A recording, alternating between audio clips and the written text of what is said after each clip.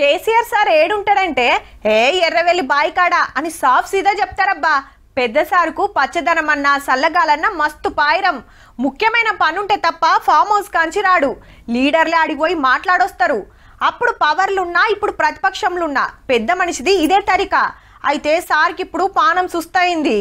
KCR sir ఇయాల సూత దావకండ్లనే ఉన్నాడు. పానం బాగలేక నిన్న ఓ ప్రైవేట్ దావకండ్ల షేరికైతే టెస్టులు చేసిండ్రు.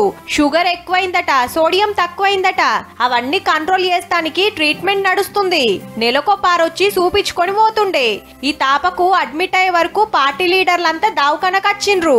ఈ టైంలో సుత వ్యవసాయం గురించి, రైతుల గురించి, యూరియా కొరత గురించే మాట్లాడిండట సారు. ఆయన చేసిన అభివృద్ధి తప్పకుండా భగవంతుడు ఆయనకు 100 ఏళ్ళు తప్పకుండా కాపాడుతాడు.